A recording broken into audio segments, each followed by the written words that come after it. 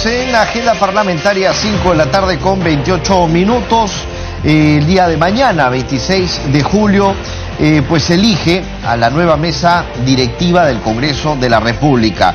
Se va a elegir entre dos listas. La lista número 1, encabezada por el congresista Daniel Salaverry, y la lista número 2, encabezada por el congresista Víctor Andrés García Belaunde. Nuestro compañero Álvaro Maguiña está en estos momentos con el presidente del Congreso de la República, Luis Galarreta, con quien va a conversar a continuación. Adelante, Álvaro. Así es, Mario, continuamos con esta edición especial desde la presidencia, a razón de poder conocer de propia boca de los integrantes de esta mesa directiva que culmina, pues su balance en esta temporada que ha sido sui generis, sin duda. ¿Cómo está, señor presidente? Bienvenido a Congreso Televisión. Muchas gracias por la invitación, un saludo a todos los televidentes. Creo que lo que señalas es correcto. Hace unas horas también con un colega tuyo comentábamos, probablemente, bueno, él me habló hasta de la época de Leguía, estaba mirando hacia retrospectiva a la historia. Este año legislativo ha sido un año sumamente histórico, pero lo importante es que el Congreso como institución, todas las bancadas, los voceros que han coordinado conmigo durante esta presidencia, los vicepresidentes, a los que has tenido hace unos minutos, a dos de ellos contigo, han logrado responder para poder administrar la crisis política que ha habido en el Perú. Ha sido una situación coyuntural, pero había una crisis política permanente, ¿no? Esto es, uno lo resume y dice, hemos tenido 3 consejos de ministros, 2 procesos de vacancia, Corte Interamericana, Tribunal Constitucional, el desafuero de parlamentarios, moción de censura a la mesa, como no faltaba. Y bueno, las últimas semanas que dijimos vamos a estar estas 2 semanas tranquilos, preparando la transición, viendo los temas administrativos que a veces uno lo deja al lado sin querer, viene todo este tema del Consejo Nacional de Magistratura, ¿no? Casi ebullición, 2 vacancias primero, el tema de la suspensión de estos 3 congresistas y finalmente el tema de los audios. Para usted, en el balance, ¿cuál ha sido el más arduo en trabajo político y legislativo? Bueno, definitivamente la vacancia de un presidente de la República es muy complicado. Recuerdo mucho ya hasta de anécdota, aquí en mi oficina antes de salir, siempre encomendándonos a Dios de que la situación se maneje dentro del cauce democrático. Es decir, creo que tanto Mario Mantilla, Mauricio Mulder y Richard Acuña conmigo, nos vamos satisfechos de que la crisis política, a la cabeza del Parlamento obviamente, se ha manejado de una manera institucional, constitucional. Se han desarrollado varios de los institutos jurídicos de la Constitución que no se desarrollaban desde años. Por ejemplo, esta es la primera vez que se niega el voto de confianza a un gabinete, que fue el caso del ministro Zavala, y obviamente a partir de ahí uno se da cuenta que se necesita hacer un desarrollo constitucional, porque digamos la criollada en ese momento del gobierno de la época del señor Kuczynski, era que al rechazar el voto de confianza se fueron 2 y regresaron casi todos. Ahora el reglamento especifica quiénes deberían regresar y quiénes no. Entonces ha dado un montón, digamos, hasta de aunque no ha quedado tan claro, porque en redes sociales vemos que se ha seguido con el hashtag cuestión de confianza nuevamente, sí, ¿no? Para poder forzar una segunda, digamos. Así es, esa es la parte, digamos, ya política, digamos. Primero, que nos quede claro que en el Perú hemos logrado administrar las crisis políticas de una manera, creo que muy importante dentro del marco constitucional, institucional. La vacancia fue saludada por el mundo entero por fue impecable la transición democrática que hoy día el presidente Vizcarra ostenta el cargo de presidente de la nación. Entonces, pero claro, no va a faltar las voces que desde hace 2 años, desde que empezó este Congreso, no a gusto por la composición parlamentaria, que te demuestra lo antidemocrático, mi punto de vista, tratan de estar cuestionando o de incentivando al Ejecutivo a hacer acciones de carácter constitucional que algunas no tienen lógica. ¿Por qué? Por ejemplo, nosotros no podemos delegar facultades para reforma constitucional, ¿no? Pero por ahí hay una que otro personajillo, la verdad, que cuestiona e impulsa y que al final lo que genera es una situación de inestabilidad. Pero lo cierro nuevamente, la transición del presidente Vizcarra el tema del desafuero, los diferentes temas que no han sido fáciles, se han manejado dentro del marco constitucional. Pero aparte de toda esta situación, que obviamente ha ocupado casi todo el año, y por eso te digo, esto es un año histórico y tiene para un libro y para mucho más seguro, también se han logrado algunos aspectos de agenda parlamentaria que se han tenido, que se han podido lograr durante todo el año. Y mira, si son 20, me parece genial que sea 1.5 por mes, porque no se trata de sacar un montón de normas, se trata de sacar 1, 2, 3, 4 normas. La norma de las cooperativas, que fue tan discutida, se logró sacar después de muchísimos años. Antes, con otras mayorías, siempre se entrampaba. Entonces, no es que este Congreso no quería, más bien este sí lo ha sacado, con otra composición, porque los 15 años anteriores, que habían otras mayorías, de alguna manera nunca salían, ¿no? Y tiene la imprescriptibilidad de los delitos de corrupción, y tiene la ley que prohíbe a los terroristas trabajar en el Estado, y tiene la ley del uso del cannabis, y entonces uno va encontrando, tienes la insistencia en las pensiones de nuestras Fuerzas Armadas.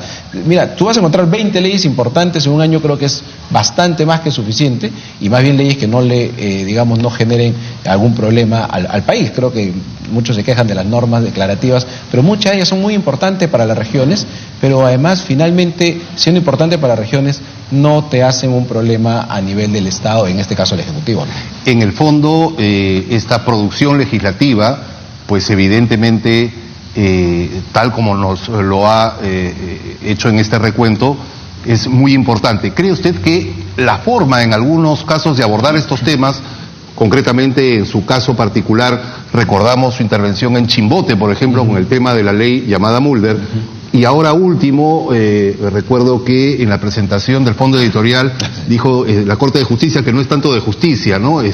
¿Cree que le hayan podido restar o amenguar un poco el éxito en el contenido de las leyes? No, a ver, primero, que cada norma o cada tema que se aborda del Congreso empieza ya con un sesgo desde un determinado sector. Felizmente estamos en democracia, o sea, ese es su derecho, pero hay que decirlo, un sesgo. Cuando empezó este Congreso dijeron que no se le iba a dar facultades a Pedro Pablo Kuczynski, que fue vacado por corrupción, y se le dio.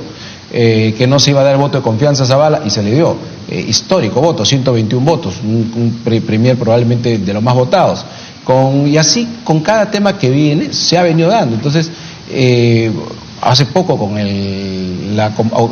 con la convocatoria del presidente Vizcarra, legislatura extraordinaria, todos los voceros, todos son testigos que íbamos a sesionar el lunes 23.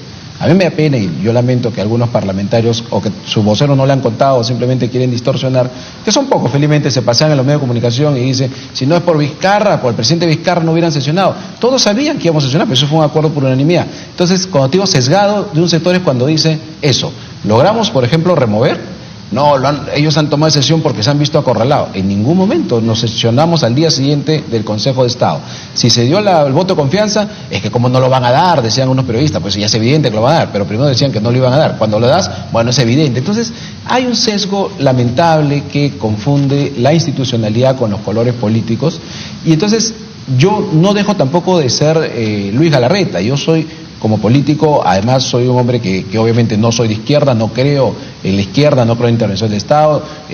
A mí cuando me invitan a alguna reunión me dicen si para comida, si soy alérgico a algo, yo siempre digo, salvo el caviar, todo lo demás puedo comer tranquilamente, el caviar sí me da náusea, pero digamos, mi estilo político, mi estilo de ser, si quieres, un poco sarcástico, no tendría por qué bajar, la comunicación en temas que han sido importantes.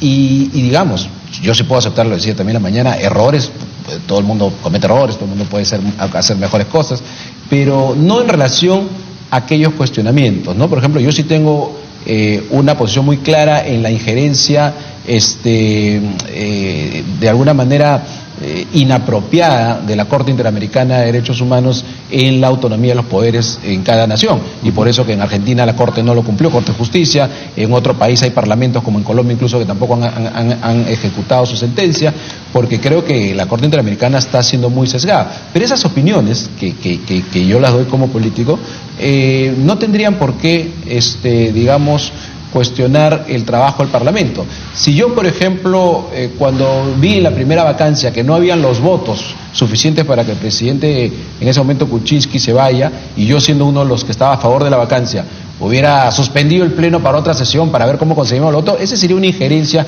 obviamente inapropiada, inmoral, inconstitucional y antidemocrática de quien dirige el Parlamento. En todo momento se ha hecho todo, así yo esté a favor o en contra de las decisiones, lo que establece, digamos, la mayoría del Parlamento o la unanimidad del Parlamento. Como podría ser una injerencia, por ejemplo, que algunos parlamentarios o algunas bancadas hayan pedido que el nuevo fiscal de la Nación dé un paso al costado. Digamos que puede ser es una opinión, podría ser injerencia. Lo bueno del Parlamento... ¿Califica como injerencia o queda en opinión nomás? Yo creo que puede ser una opinión. Finalmente, acá todos somos libres de opinar y yo defiendo, así que yo lo que trato siempre, y creo que felizmente jamás seré, es el doble discurso, la doble moral. Y menos mal que me lo comenta, porque algunos han dicho que van a denunciar al fiscal de la Nación. Cuando la congresista Vilcatoma en su momento, congresista Salaverry, renunciaron al fiscal Pablo Sánchez, golpe de Estado del Congreso, ¿cómo es posible? Quieren denunciar, ahora van a denunciar.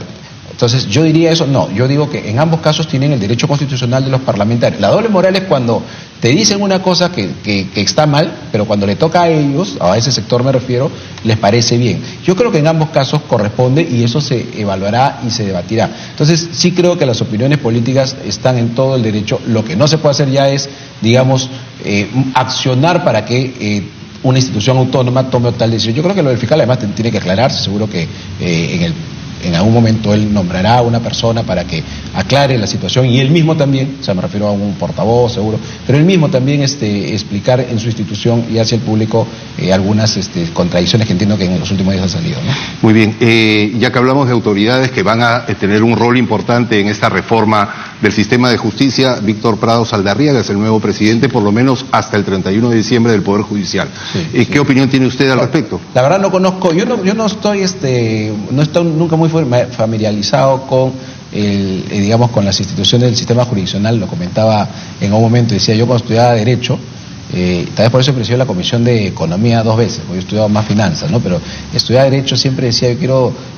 Bueno, de base para hacer política me iba a servir, pero además ser el asesor legal. Nunca quería litigar porque desde muy joven yo recuerdo esta combinación Ministerio Público, Poder Judicial, los PIP de ese momento, que era la Policía de Investigación, era terrible. Yo me acuerdo, habiendo muchísima gente obviamente honesta en el Poder Judicial y en la Fiscalía y obviamente en la Policía, pero no me generaba nunca muchas ganas. Entonces, conozco mucho, algunos, creo que él ha sido profesor en la Católica, yo recuerdo muchos profesores que han sido vocales o jueces, que ya algunos ya incluso ya no están y otros todavía están participando por ahí. No lo conozco, pero sí, bueno, en la salida que ha tomado esta institución, es un poder del Estado, le deseo suerte, espero que obviamente esa transición sirva para, va a tomar un momento incluso de algunas propuestas de reforma. Vamos a esperar en el Parlamento también la reforma que venga del Poder Judicial para que se pueda debatir, ¿no? ¿Y esta formación jurídica que usted tiene le alcanza para calificar, igual que Úrsula Letona, de leguleyadas, digamos, las tachas presentadas? A ver,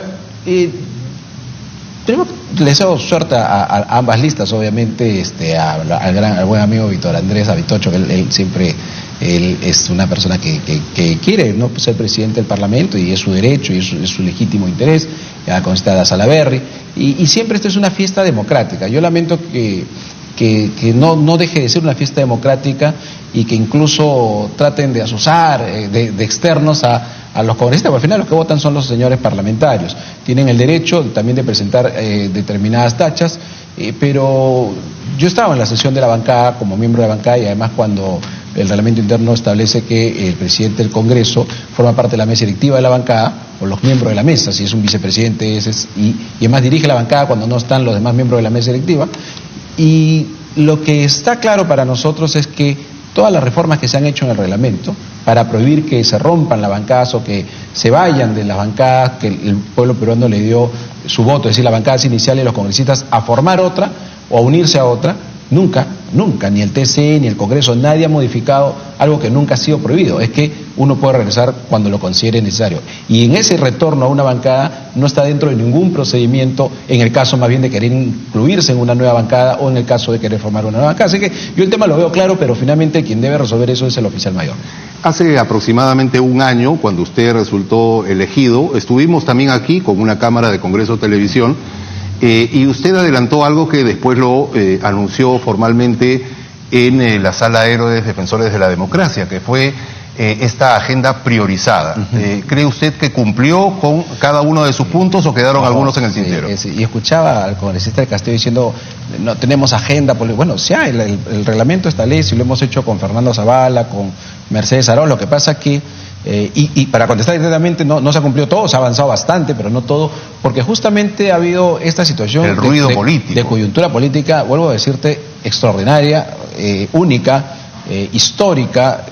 Me dicen que, como te repito, que no hay otro año legislativo donde se hayan juntado tantas figuras constitucionales, tantos institutos jurídicos de la propia Constitución. Ni en el año 2000, ¿cierto? No, ni en el año 2000.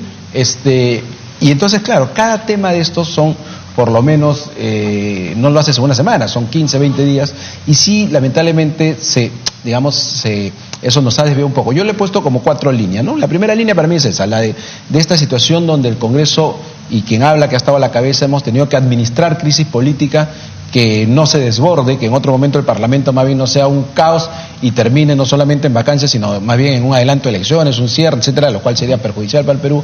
Y entonces todos estos acontecimientos, incluido hasta, como digo, lo del Consejo Nacional de Magistratura, que no solamente se ha removido, nosotros hemos ido mucho más allá de lo que el señor presidente pidió, que era solamente remoción. Nosotros estamos haciendo el análisis para la acusación, en el caso que hay delito, para que se les inhabilite a estos personajes sí que tienen algún delito. Y en la segunda línea es lo que te comentaba, algunos proyectos importantes. Ahí es donde, por ejemplo, para mí el tema de salud quedó un poco pendiente, que era uno de los temas que me interesaba mucho. Se ha avanzado casi en el 80% de los diferentes puntos, pero ha sido ya muy difícil con tantos temas políticos llegar a buenos consensos o avanzar a varios temas. Pero, repito, si para mí hay 20 normas importantes, que la hay más, es más que suficiente. Una tercera línea, Álvaro, más bien es, por ejemplo, temas que no se ven, que son importantes, pero el Parlamento ha entrado yo le he dicho, ha ingresado a la era de la digitalización. O sea, el Parlamento, no solamente con el hemiciclo cero, que algunos medios cuestionaron, que es decir, que no va a haber papel en los próximos, plenos, en la medida que se terminen de capacitar los parlamentarios, que están todavía como casi 40 y tantos pendientes, sino que, por ejemplo, hoy hemos hecho algo que es fundamental, es el primer convenio de una firma digital, donde el director general administrativo ha hecho su firma digital con la RENIEC, para que todos los funcionarios tengan esa firma digital. ¿Para qué sirve? Yo a veces firmo de mi personal, incluso, además a quien aprovecho en agradecer el equipo que me ha estado acompañando en la presidencia, desde quien encabeza, digamos, el jefe de gabinete, al equipo total, que ha trabajado, acá trabaja gente que tiene años en el Congreso. Todos los funcionarios del Congreso ahora van a tener firma digital, que es un ahorro de memos, de proveídos.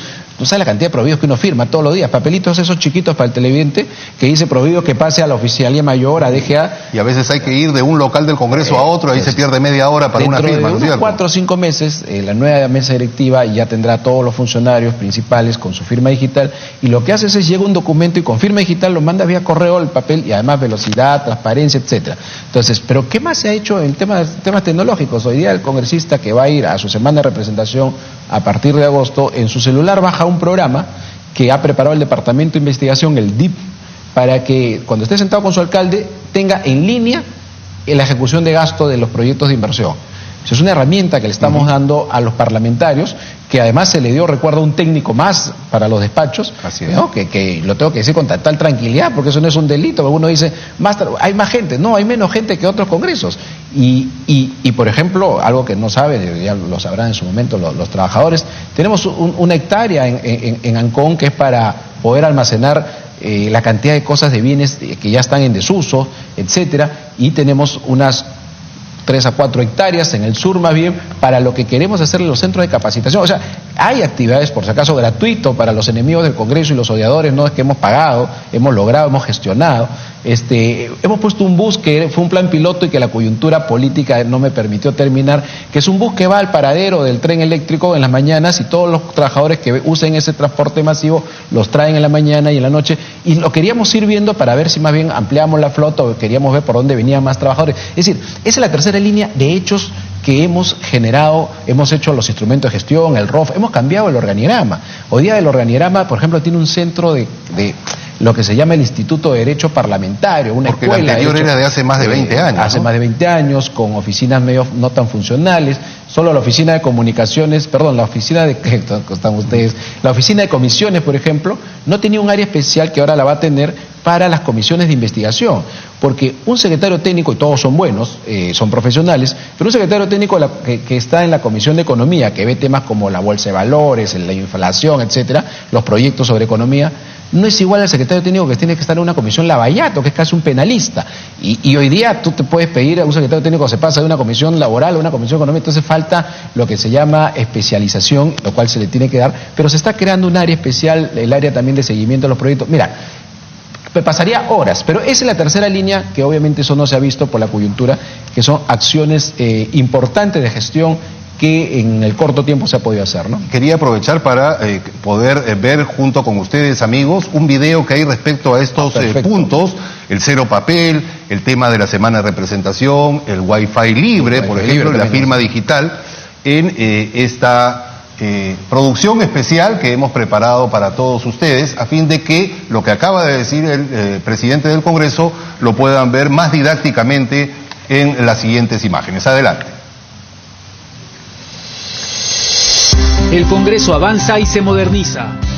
Durante la gestión de la Mesa Directiva 2017-2018, el Congreso de la República implementó diversas herramientas tecnológicas que permiten hacer más eficiente el trabajo parlamentario. Gracias al proyecto Cero Papel en el hemiciclo, el Parlamento podrá ahorrar anualmente 340.000 soles en gastos de impresión, fotocopiado y uso de papel durante las sesiones del Pleno, además de dinamizar los debates y preservar el medio ambiente. La plataforma de información de datos automatizados permite que los parlamentarios puedan fiscalizar la ejecución del presupuesto del sector público en sus 3 niveles de gobierno: nacional, regional y local. Esta plataforma permite revisar la ejecución y evaluación histórica del presupuesto y de la inversión pública por sector, pliego y unidad ejecutora, según el tema de interés.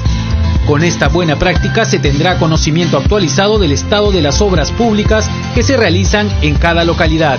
Los congresistas podrán acceder a esta herramienta a través de smartphones, tablets o laptops desde cualquier punto del país, principalmente durante las semanas de representación. Gracias al Wi-Fi libre, los ciudadanos que visiten el Parlamento y quienes estén cerca al frontis del Palacio Legislativo contarán con acceso gratuito a Internet. De esta manera, el Congreso promueve el libre acceso a la información. La firma digital permitirá a los legisladores integrar el trámite documentario. Además, el Congreso ahorrará miles de soles en uso de papel. Y también, las áreas de presupuesto y contabilidad vienen haciendo uso de nuevos sistemas tecnológicos que permiten mejorar el trabajo administrativo. Congreso de la República, hace lo suyo. Muy bien, vamos a tocar el tema, por ejemplo, del papel cero. Realmente los archivos del Congreso parecían ya una sucursal del Archivo General de la Nación, y la cantidad de papel, no solamente por el gasto, sino por el daño ecológico que significa producir tanto papel para que quede finalmente almacenado, va a quedar reducido a su mínima expresión, por lo menos. Sí. ¿En cuánto tiempo va a estar eso ya? ¿El próximo presidente podrá gozar de este beneficio? Justo nosotros pensamos hacer una inauguración en un pleno, no un pleno, sino una sesión en el hemiciclo, pero en estas 2 últimas semanas, pero salió todo el tema lamentable, el sistema judicial, y ya no lo hemos podido usar. Pero mira, ayer que hicimos un cuarto intermedio, el día del último pleno, para ver el texto final, hasta eso prevé este sistema, es decir, cada escaño tendrá su terminal, donde uno entra a ver cuál es el proyecto que se debate en ese momento. El texto consensuado para el que se pide el cuarto intermedio, ¿no? Lo ingresas de una computadora y sale de frente en todas para que lo vean cuál es el texto que está consensuado. Esto es mucho más rápido, mucho más transparente. Eso ya la próxima mesa obviamente lo va a poder poner en práctica. Y que lo usan otros parlamentos también a nivel mundial. Lo usa en general la mayoría de parlamentos del mundo, porque además te da también el tema de la transparencia de los textos que se están viendo, que se están debatiendo, pero tiene que ver mucho, Álvaro, con la visión del Parlamento. Nuestro Parlamento peruano tiene que estar a un nivel que están los parlamentos del mundo, y eso que genera un ahorro. Esto estamos hablando de ahorro, porque lo que se ahorra en papel es fundamental. Y claro, a veces las críticas parecieran que no se dan cuenta que esto es beneficioso para la institución, por lo ende para el país, ¿no? ¿Y cree usted que detrás de esto hay algunos intereses? Porque yo no sé si alguno de los más antiguos acá en el Congreso habrá escuchado críticas cuando se pasó de la tinta y la pluma de los escribanos a la grabación magnetofónica y ahora de la grabación magnetofónica a la memoria digital. Sí. ¿Por qué ahora sí cree usted que hay estas críticas cuando hay modernización? Yo creo, y lo he dicho abiertamente, por esta mala intención de querer, digamos, cuestionar de antemano al Parlamento porque no hay una simpatía por la composición que ha habido, más allá de los errores políticos, ¿sabes? Porque tú puedes estar a favor o en contra de lo que decide una bancada o cómo vota, pero la forma de cargarle la mano, la tinta a una institución es hasta peligroso por la democracia. Mira, vale todo, valen flores, valen televisores, valen frigobares. Ahora, qué bueno que lo menciones, porque claro, cuando te decía, primero, la gente, la verdad objetiva y que no es odiadora, sabe que este año ha sido histórico y que el manejo de la crisis que hemos tenido como parlamentarios ha estado a la altura de hasta hacer una transición democrática impecable. O sea que con eso estamos tranquilos. Después los proyectos de ley aprobados. La tercera línea que te decía, justamente esta que estamos retomando, es que le hemos dinamizado al Parlamento haciendo nuevos organigramas, tecnología. Hace poco con el Fondo Editorial les he estado, la vez pasada, han visto que hemos inaugurado, por ejemplo, esta colección digital del Bicentenario, donde hay los 94 o 96 tomos de la Independencia. Ahorita creo que están 16 para poder verlos o algo así, nos comentó Ricardo Vázquez, director del Fondo Editorial. Y te das cuenta que hay un montón de herramientas tecnológicas, como han podido ver en el video, que eso permite un mejor trabajo. Pero desgraciadamente esto no se ha conocido, o sea, esto no se ha hecho nunca antes. O sea, esto es también es otro tema histórico. Lo que sí se ha hecho antes, todos los años, es comprar televisores, flores, y lo que hoy día se han criticado. Lo peor, Álvaro, y que lo sepa el televidente, y no eran para el Mundial. No decía, o sea, se va a disculpar el medio de comunicación que sacó una carátula diciendo que el Congreso va a comprar televisores para el Mundial. Claro, ahorita alguno podrá decir, pero la Contraloría, lo que ha hecho la Contraloría, que me parece muy bien, es pasar uno por uno, a ver, ¿dónde están los 60 que han pedido? Y de los 60 que han pedido, hubieron 23, con todo respeto lo digo, que se han chupado, se han asustado, han dicho, no, yo ya no quiero, tengo miedo a la prensa, a la Contraloría, entonces han dicho, ya no. Entonces los que han quedado finalmente son 37, entonces el Contralor ha dicho, no está sustentado para 60. Esto es un tema administrativo, pero el administrador me ha dicho, bueno, se tendrá que comprar más que 37, entonces tendrán que volver a comprar los 37 que se han pedido. Pero mira lo que salió un medio de comunicación y es bueno que lo sepan. Una jovencita de un medio, ¿no? Con todo respeto, iba a un Plaza B y decía, acá está 200 soles menos. O sea, ¿de verdad esa es prensa responsable? O sea, ¿creen que el Estado compra así? En fin, lo que hay que comprar se va a comprar. Pero más allá de esa compra que se hace todos los años, en muchas más cantidades, y ahora más bien se hace más ordenado, y por ahí han mentido, han distorsionado, y después, claro, le preguntan a la gente qué opinan del Congreso, porque quieren golpear al Parlamento.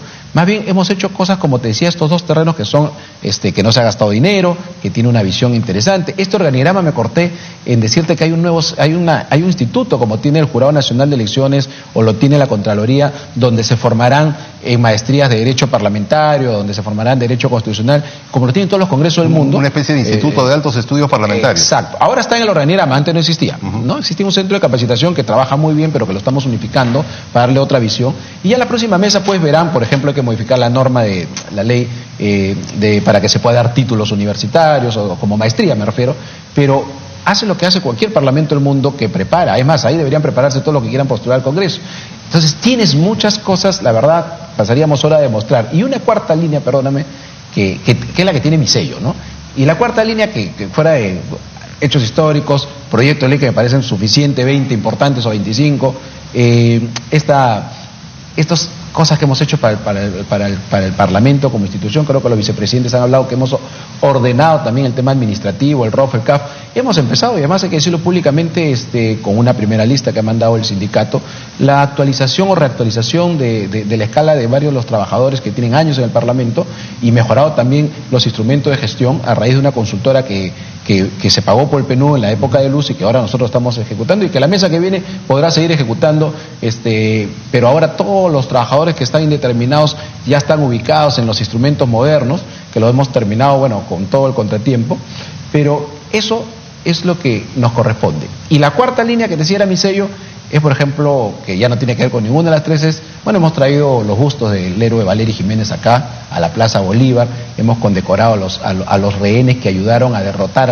a los terroristas que tomaron la embajada de Japón, Es decir, los gestos políticos que yo como presidente del Congreso creo que han marcado mi posición, que es una lucha frontal contra el terrorismo, es una visión clara, que creo en la familia, que creo en los principios, en las convicciones. Entonces, eso es también gestos que hemos hecho importantes. Mi participación en actividades públicas, que sé que algunos medios no son muy simpatizantes, ellos promueven otras actividades, pero estamos en un país libre y creo que esa es digamos, yo le llamo como la cuarta línea de mis gestos políticos, que tal vez a algunos no les ha gustado, ¿no? Por ejemplo, yo he condecorado a Monseñor Cipriani, que me parece le ha aportado extraordinario años en Ayacucho contra el momento más difícil. Entonces, y la crisis de los rehenes también, ¿no? Y la crisis de los rehenes fue fundamental. Entonces, además su labor pastoral, ¿no? Pero a lo que voy con esto, y lo digo abiertamente, es que yo sé que también esta cuarta línea de gestos, que son decisiones, y ahí no comprometo ni a mi mesa ni al partido, sino como presidente de la institución, por eso te digo, en las marchas en las que he estado, en las actividades públicas en las que he estado,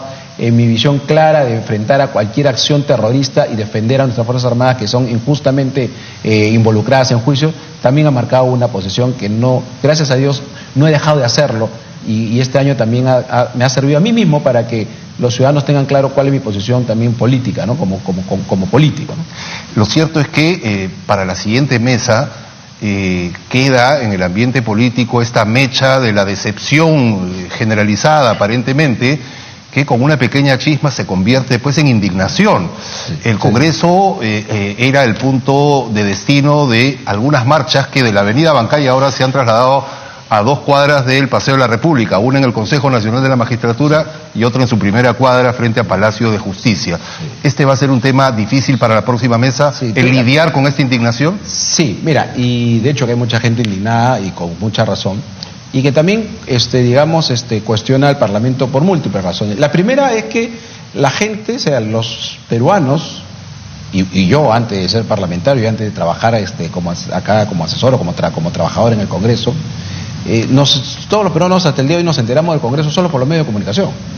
Entonces nadie sabe que las ampollas que están yendo a Piura para poder atender a la gente, el Congreso aprobó la norma para dar el presupuesto, o el colegio que se construye, el Congreso aprobó la norma, o que hoy día, por ejemplo, la paridad de sueldos entre hombre y mujer, o que los padres de familia que tengan niños tengan también día de descanso, etc. Todas esas normas. O el IGB justo, por ejemplo, ¿no? Entonces, que es una de las normas que se aprobó en la primera legislatura, que es espectacular. No salen los del Ejecutivo inaugurando las cosas, pero el Congreso es el que aprueba las normas y hasta da el presupuesto. Y entonces solo se entera por los medios. Y cuando un medio de comunicación te dice que en el Congreso se gastan 84.000 soles en rosas, o sea, que es una manera para mí inmoral. Es como, algunos medios siento que le ponen una venda en los ojos a los ciudadanos para que no puedan ver ni oír. Es al revés del comercial que he visto, ¿no? O sea, porque una cosa es que tú informes, otra cosa que tú más bien le desvíes la información o le cambies la noticia. ¿Por qué? ¿Cuánto se ha gastado en flores hasta ahorita? No sé si se habrá gastado 20.000, 30.000. ¿Qué es superfluo? Es un congreso. Todos los años el Congreso, como la Cancillería, como cualquier institución, tiene algunos gastos que parecen superfluos porque son importantes, porque es la institución que recibe un montón de gente que viene a querer generar empleo, que viene a querer hacer convenios entre países, naciones. Entonces, es normal, por eso entiendo a mucha gente que está molesta, porque claro, si a ti te dicen, mira, estos sinvergüenza van a comprarte televisores para ver el Mundial, ¿no? Hasta ahora mira, ya pasó el Mundial y nada.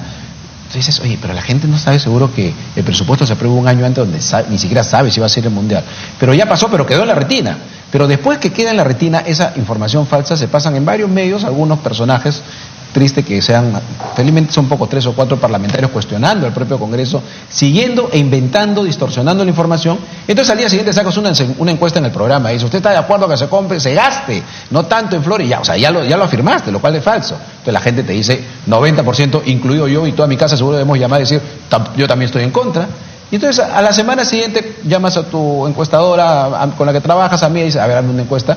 Por eso cuando me dicen, oye, el Congreso estaba en 30% antes de toda esta desinformación que hubo, y yo estaba en 26%, pero yo no vivo para las encuestas, yo vivo para sentirme tranquilo del trabajo que hemos hecho, que es cuidar la institucionalidad, defender la democracia, porque yo sí creo que hay unas fuerzas que vienen confabulando para que esto explote, y eso es muy peligroso, y esa gente decente, honesta, indignada que marcha, tal vez no se da cuenta que está marchando al lado de gente que estuvo de la mano de la corrupción, que estuvo al lado de Toledo, de Humala, de Villarán, que además lo único que hacen con esa marcha es tratar de lavarse y limpiarse la cara, pero han estado exactamente igual en la corrupción y muchos de ellos tienen una posición. ¿Cuál es su posición? Que también en democracia vale, la que acá representan a 10 o a 20 parlamentarios. Entonces, lo que no consigues por las urnas democráticamente, entonces con cualquier crítica o invención de noticia, quieres golpear al Parlamento, ¿para qué? Para tumbártelo y entonces ver si tienes una nueva composición. Eso es antidemocrático. Yo respeto al ciudadano indignado, con justa razón.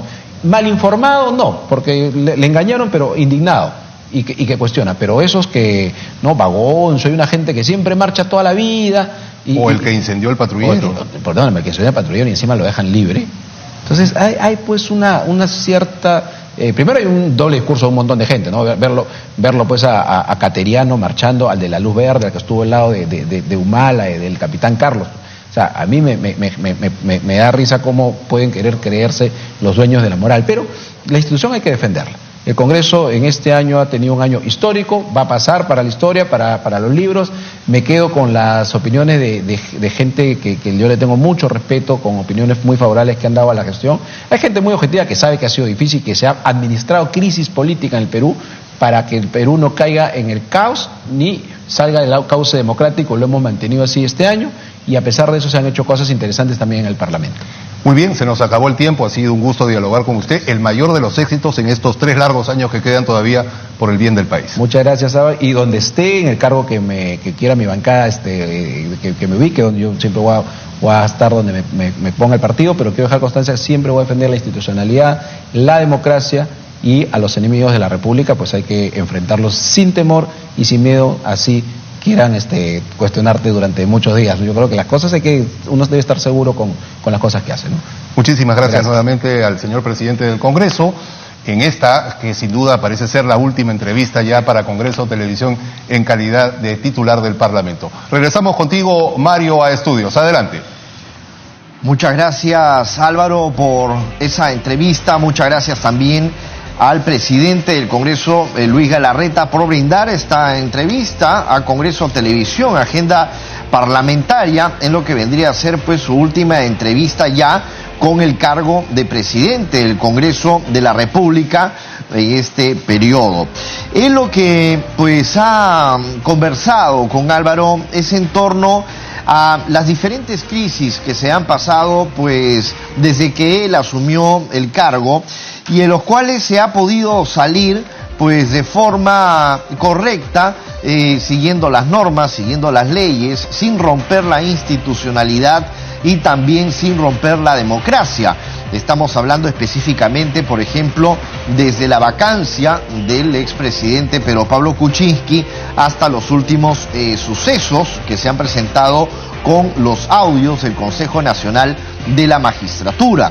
También ha hecho un análisis en torno al panorama que se podría venir con el sistema judicial.